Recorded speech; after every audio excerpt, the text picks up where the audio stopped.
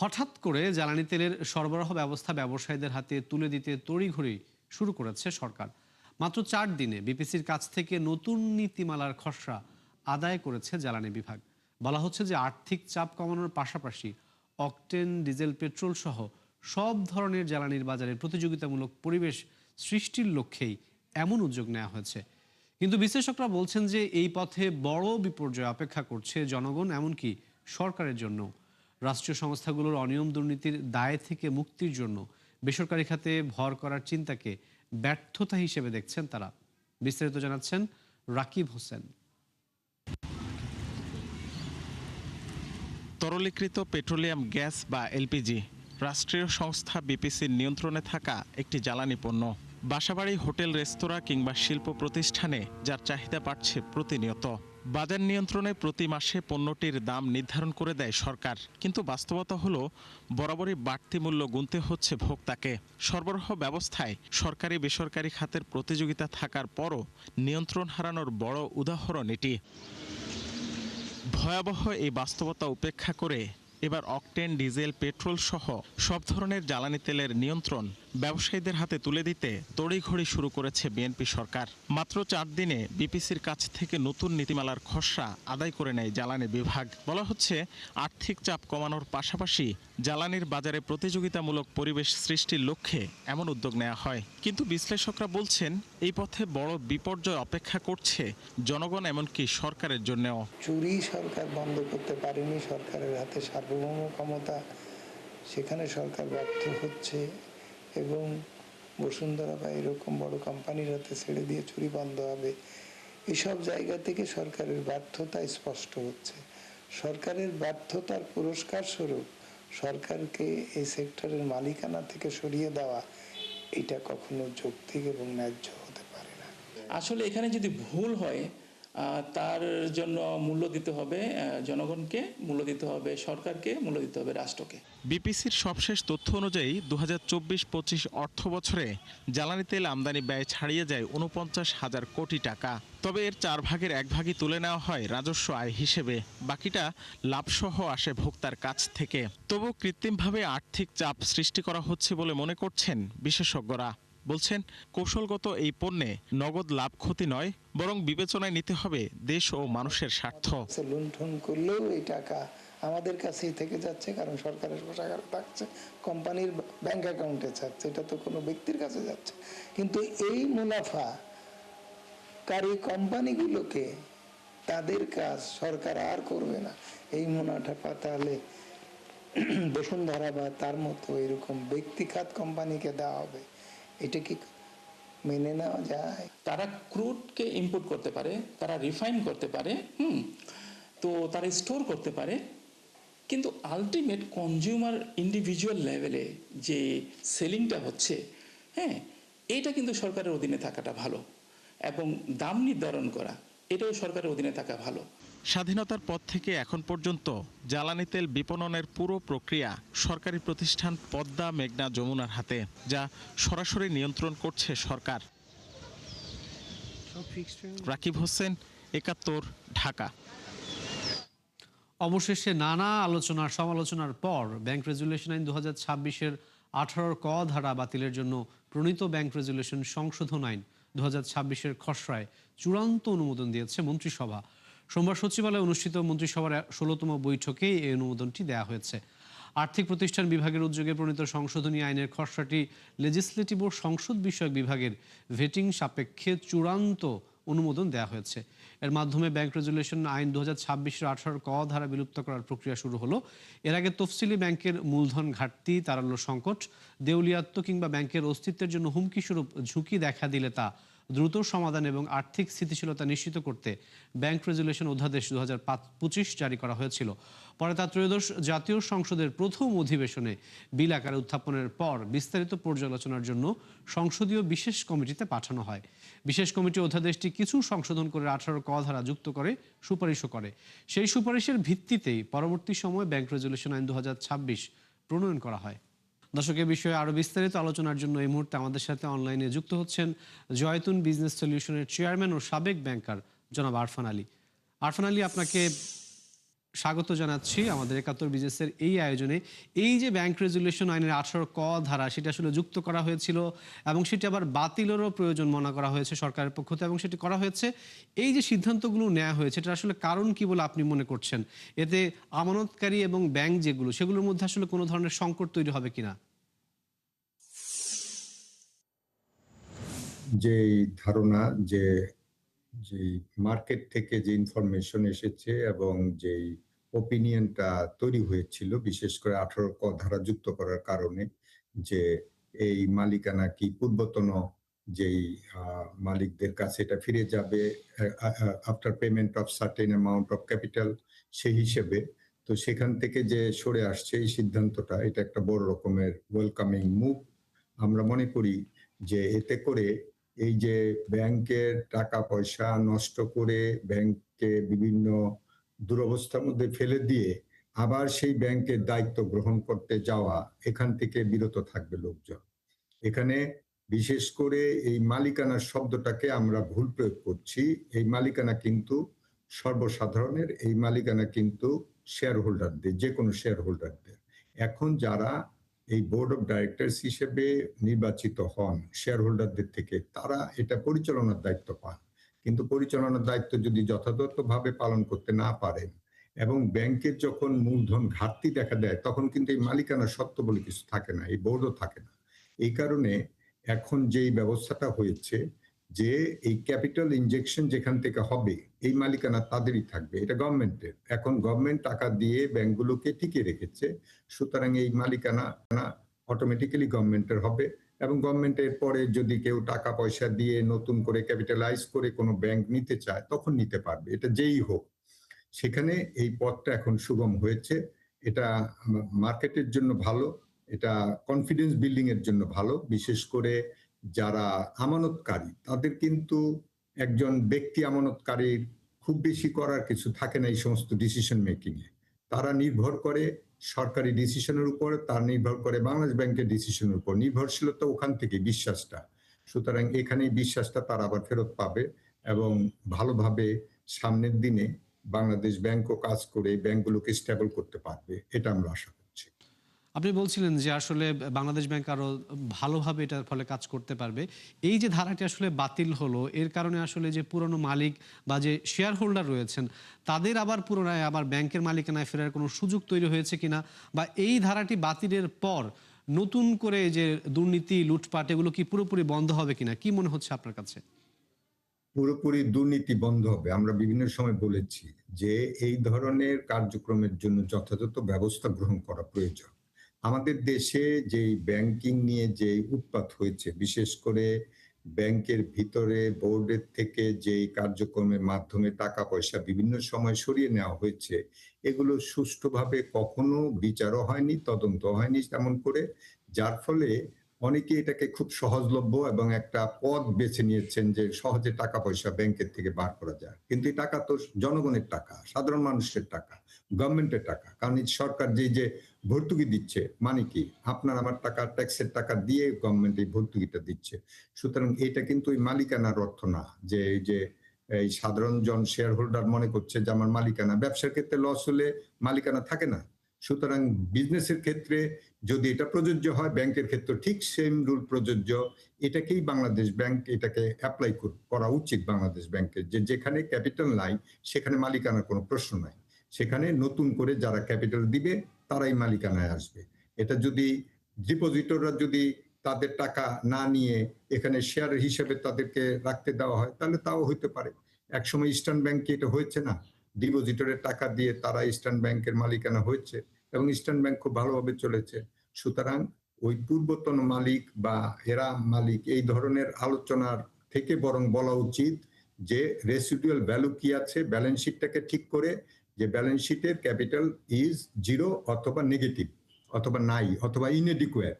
যদি অসম্পূর্ণ ক্যাপিটাল থাকে সেই সম্পূর্ণতা দিতে হবে এবং সেই সম্পূর্ণতা দিবে যারা, তারা ব্যাংক চালাবার ক্ষমতা প্রাপ্ত হবে এবং উইথ ডিসিপ্লিন, ফুল রেগুলেশন মেনে। খালি ব্যাংক চালাতে হবে না, যেগুলো আমরা মনে করি যে গভর্নেন্স, যেই বোর্ড ম্যানেজমেন্টের মধ্যে যে সম্পর্ক, যেই ডিফারেন্স থাকা উচিত, যেই ব্যবধান থাকা উচিত, সবকিছুতে বোর্ডের হস্তক্ষেপ বন্ধ করা এবং একটা ডিসিপ্লিনের মধ্যে ব্যাংকিংটাকে নিয়ে আসা, এছাড়া আমাদের দেশের উন্নয়ন বাধাগ্রস্ত হবে।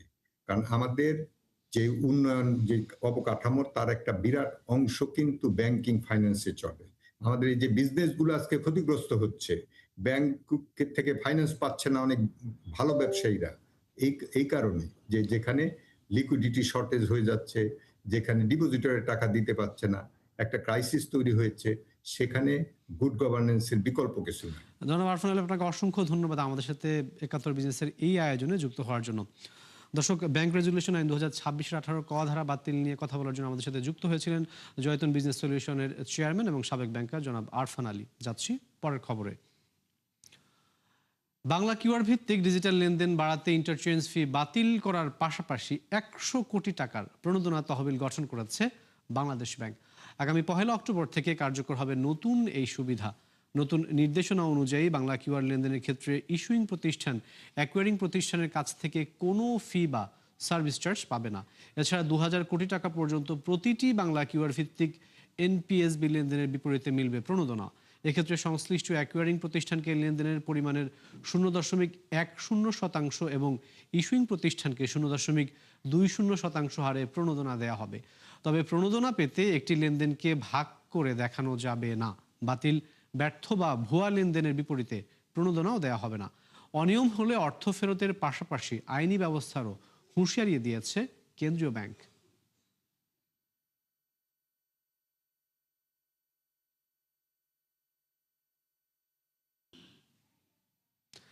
বিদ্যুৎ উৎপাদনে ফার্নেস তেলের চেয়ে কম খরচ এলএনজি ব্যবহারে, তবুও ফার্নেস তেল ব্যবহারে খরচের বোঝা ভারী করা হচ্ছে। জ্বালানি খাতের সংকট, সম্ভাবনা উত্তরণের উপায় বিষয়ক এক অনুষ্ঠানে এমন কথা বলেছেন বুয়েটের সাবেক অধ্যাপক ডক্টর ইজাজ হোসেন। তিনি জানিয়েছেন যে বিদ্যুৎ উৎপাদনের সবচেয়ে কম খরচ প্রাকৃতিক গ্যাসে। কয়লাও তুলনামূলক সাশ্রয়ী, কিন্তু ফার্নেস তেল অত্যন্ত ব্যয়বহুল। এছাড়া সোলার ও হাইড্রো বিদ্যুতে খরচ কম হলেও এতে অগ্রগতি নেই খুব একটা। বর্তমানে সক্ষমতা মাত্র ২.৬%। বিদ্যুতের সরবরাহ স্বাভাবিক রাখার পাশাপাশি ব্যয় সাশ্রয় আপাতত কয়লা এবং এলএনজিতে জোর দেওয়ার আহ্বান জানানো হয়। এজন্য নতুন ২টি এলএনজি টার্মিনাল স্থাপনে সরকারের উদ্যোগকে ইতিবাচক মনে করা হচ্ছে। তবে টেকসই সক্ষমতা এবং জ্বালানি নিরাপত্তা নিশ্চিতে নিজস্ব গ্যাস উত্তোলনের কোনো বিকল্প নেই। বক্তারা বলেছেন যে বিগত সরকার ভুল করেছে, সেই সুযোগও ছিল তাদের সামনে, কিন্তু এই মুহূর্তে কোনো ভুল করার সুযোগ নেই। অনুষ্ঠানে সরকারি সংস্থা ও পুরো ব্যবস্থাপনায় অনিয়ম এবং অদক্ষতার চিত্র তুলে ধরা হয়। দর্শক, এফইআরসি আয়োজিত জ্বালানি খাতের সংকট, সম্ভাবনা উত্তরণের উপায় নিয়ে আলোচনা চলছে এই মুহূর্তে ঢাকা ক্লাবে। আমরা সরাসরি যুক্ত হচ্ছি সেখান থেকে। কমিশন আমরা কখনো কি আমাদের ডিকটেট করি না, বরঞ্চ ওনারা যে প্রাইস সেট করে দেয় তার চেয়ে কম দামে বাজারে বিক্রি করে। অনেকেই ক্ষতিগ্রস্ত হয়েছে, ব্যবসা খারাপ, অনেকে বন্ধ হওয়ার অবস্থা হয়ে গেছে। তো আমি যেটা মনে করি যে আমাদের ইকোনমিকে আমরা স্কেল আপ করতে হবে। Let's forget about this thing. Energy cost যদি আপনি কমিয়ে রাখেন, দেশের কখনো উন্নতি হবে না। We have to pay the market. আজকে এলএনজি আপনার যেমন এই মুহূর্তে সবাই বলে গেছেন, আমার নতুন বলার কিছু নাই, এই মুহূর্তে we need LNG to meet our urgent demand. সেটা এফএসআরইউ গভর্নমেন্ট অলরেডি কাজ করছে। Long term, I'd suggest that Bangladesh government should do a land-based large LNG terminal. এখন, is it only for Bangladesh? No. Matarbari is one of the largest and সবচেয়ে deepest port in the Asia region. তাহলে আমাদের এই মাতারবাড়িতে যদি কোনো লোক LNG করতে চায়, what is our problem? করতে দেন। It can be an energy hub. They can export LNG to another country. এবং এইভাবেই তো কিন্তু সিঙ্গাপুরটা গড়ে উঠেছে। সিঙ্গাপুরগুলো মিড স্ট্রিম ইনভেস্টমেন্ট বলি, Bangladesh can have the same thing. তো আমরা এলএনজি কয়টা হবে, এলপিজি কয়টা হবে, এইটা চিন্তা না করে let us work together, both private sector and public sector. Private sector can build the capacity and support the government. যেমন কয়েকদিনের ভিতরে দেখবেন পত্রপত্রিকা আসছে, একটা প্রাইভেট সেক্টর সরকার দিয়ে দিচ্ছে, আর কেউ কথাবার্তাই হয়নি। আমি যতটুকু জানি যে সরকার খুবই আগ্রহী প্রাইভেট সেক্টর পার্টিসিপেশন চায়, কিন্তু সে তো একটা পলিসি হয় নাই, আলোচনা হয় নাই। এটার জন্য প্রস্তুতিমূলক কতগুলো আলোচনা হচ্ছে বাজারে, এর ভিতরে লেখালেখি করে আমরা শেষ করে ফেলেছি। তো আমার একটা রিকোয়েস্ট হলো যে আমরা before we decide anything, There, I have not seen anything happened from Energy Ministry which has not been discussed with the stakeholders. তাদের সাথে কথা বলে একটা পলিসি হবে, সেখানে প্রাইভেট সেক্টর কতটুকু, এটা তো কমোডিটি না, এটা এমন কমোডিটি না যে আপনার লাইক রাইস অ্যান্ড কোল, এটা তো it is a liquid product. It's safety আছে, ইস্যু আছে, স্টোরেজ আছে, মার্কেটিং মডালিটিস আছে, সব কিছু ঠিক করেই তখন ঠিক করতে হবে। দর্শক, জ্বালানি খাতের সংকট সম্ভাবনা এবং উত্তরণের উপায় নিয়ে আলোচনা সভা চলছিল, আমরা সরাসরি ছিলাম সেখানে। তীব্র মেমোরি চিপ সংকটে তাইওয়ানের TSMC-তে অলস পড়ে আছে $1 বিলিয়ন অ্যাপল প্রসেসর। এতে উৎপাদন কমতে পারে আইফোন 18 সিরিজের। যদিও উৎপাদন সহযোগীদের নিয়ে আশাবাদী টিম কুকের অ্যাপল, তবে সংকট পুরোপুরি না কাটলে সীমিত পরিসরে বাজারে ছাড়ার পরিকল্পনা রয়েছে প্রতিষ্ঠানটির। বিস্তারিত জানাচ্ছেন নাদিয়া ইসলাম তুলি। প্রায় $1 বিলিয়ন অ্যাপল প্রসেসর অলস পড়ে আছে তাইওয়ানের সেমিকন্ডাক্টর ম্যানুফ্যাকচারিং কোম্পানি TSMC-র কারখানায়। প্রয়োজনীয় মেমোরি চিপ না পাওয়ায় শেষ হচ্ছে না এসব প্রসেসরের প্যাকেজিংয়ের কাজ। আর এ নিয়েই দুশ্চিন্তায় টিম কুকের দল। চিপ সরবরাহে ঘাটতি হলে কমতে পারে আইফোন 18 সিরিজের ফোনের উৎপাদন। মূলত নিজেদের বেশিরভাগ মেমোরি যুক্তরাষ্ট্রের বিখ্যাত সেমিকন্ডাক্টর উৎপাদনকারী প্রতিষ্ঠান মাইক্রন থেকে সংগ্রহ করে অ্যাপল, এবং অল্প পরিমাণে আসে SK হাইনিক্স ও স্যামসাং থেকে। তবে চিপ সংকট থাকলেও এখন পর্যন্ত 18 সিরিজ বাজারে আনার সময়সূচি পরিবর্তনের কোনো ঘোষণা দেয়নি অ্যাপল। তাদের আশা, উৎপাদন সহযোগীরা প্রাথমিক চাহিদা পূরণে সক্ষম হবেন। সংকট অব্যাহত থাকলে প্রয়োজনে বাজারে আনা হবে সীমিত পরিসরে। ভারতীয় গণমাধ্যমগুলোর তথ্য বলছে, সেপ্টেম্বরের প্রথমার্ধেই বাজারে আসতে পারে আইফোন 18 সিরিজ। নতুন প্রো মডেলে হতে পারে 2 ন্যানোমিটার প্রযুক্তিতে তৈরি A20 প্রো প্রসেসর। থাকছে দ্রুত পারফরম্যান্স, কম বিদ্যুৎ খরচ এবং উন্নত AI সুবিধা। এছাড়াও থাকতে পারে dynamic island, variable aperture lens, 6.9 inch পর্যন্ত display, upgraded LTPO plus panel ও 5000 mAh ব্যাটারি সুবিধা। ভারতে আইফোন 18 প্রোর সম্ভাব্য দাম হতে পারে $1,54,900 রুপি। আর প্রথমবারের মতো বাজারে আসতে যাওয়া ফোল্ডেবল আইফোনের দাম ছাড়াতে পারে $2,000, যা অ্যাপলের ইতিহাসে সর্বোচ্চ। নাদিয়া ইসলাম তুলি, 71। হরমুজ খুললেই বন্ধ হবে যুদ্ধ, লাগবে না পরমাণু চুক্তিও। কর্মকর্তাদের সাথে আলাপকালে এমনই এক বার্তা দিয়েছেন মার্কিন প্রেসিডেন্ট ডোনাল্ড ট্রাম্প। এছাড়া সামরিক পদক্ষেপের পরিবর্তে হাতিয়ার হিসেবে অর্থনৈতিক চাপকে ব্যবহার করার পরিকল্পনায় রয়েছেন তিনি। এরই মধ্যে অস্ত্রের মজুত কমে যাওয়ায় উৎপাদকদের সরবরাহ বাড়ানোর তাগিদ দিয়েছে পেন্টাগন। থাকছে নুসরাত মমির রিপোর্টে। ইরানের সাথে বেশ কয়েক মাসের টানা যুদ্ধে ক্লান্ত ডোনাল্ড ট্রাম্প। এরই মধ্যে সামনে এসেছে অস্ত্র সংকটের বিষয়টিও। এছাড়া জ্বালানির উচ্চমূল্যের অভ্যন্তরীণ রাজনৈতিক চাপে খোদ মার্কিন প্রেসিডেন্ট। তাই এবার সামরিক পদক্ষেপের পরিবর্তে ইরানের বিরুদ্ধে অর্থনৈতিক চাপকেই হাতিয়ার হিসেবে ব্যবহার করতে চান তিনি। প্রশাসনের কর্মকর্তারা জানান, পরমাণু চুক্তি ছাড়াই হরমুজ খুলে দিলে যুদ্ধবন্ধে রাজি ডোনাল্ড ট্রাম্প। বর্তমান পরিস্থিতিকে দাবা খেলার সাথে তুলনা করেন মার্কিন প্রেসিডেন্ট। আশা করেন যে কোনো উপায়ে বেরিয়ে আসবে সমাধানের পথ। এছাড়া বিশ্ববাজারে জ্বালানি তেলের দাম বেশ খানিকটা কমে আসায় যুক্তরাষ্ট্রের উপর চাপ কমেছে বলেও দাবি করেন ট্রাম্প। তবে নভেম্বরের আসন্ন মধ্যবর্তী নির্বাচন ঘিরে অর্থনৈতিক চাপের পাশাপাশি তার উপর বাড়ছে রাজনৈতিক চাপও। এদিকে মার্কিন প্রেসিডেন্ট বিশ্বাস করেন, দীর্ঘদিনের নৌ অবরোধ এবং বাণিজ্য নিষেধাজ্ঞায় পতন ঘটেছে ইরানের অর্থনৈতিক অবস্থার। লাগামহীন বাড়ছে দেশটির মূল্যস্ফীতি। প্রশাসনের হাতে নেই পর্যাপ্ত অর্থ।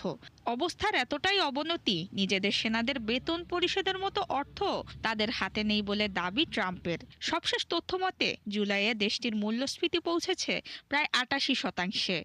যুদ্ধের আগে যা ছিল 68%।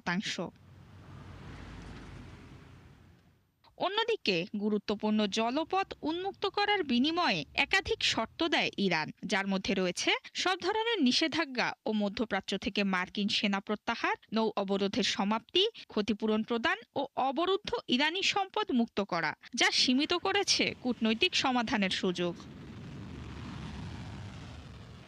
ইরানের পরমাণু কার্যক্রমে বন্ধে শুরু হওয়া যুদ্ধে সব ধরনের চেষ্টা করেও এখনো পর্যন্ত সফলতা দেখেননি মার্কিন প্রেসিডেন্ট, পৌঁছাতে পারেননি কোনো ধরনের সমঝোতায়ও। এত কিছুর পরও এবার প্রকাশ্যে কোনো অসন্তোষ দেখাননি ট্রাম্প। নুসরাত মৌমি, ৭১। দর্শক, ৭১ বিজনেস ছিল এখনকার মতো। সরাসরি সংবাদ অনুষ্ঠান দেখতে চোখ রাখুন ৭১ ফেসবুক পেজ এবং সাবস্ক্রাইব করুন ৭১ ইউটিউব চ্যানেল। থাকুন ৭১ সাথেই।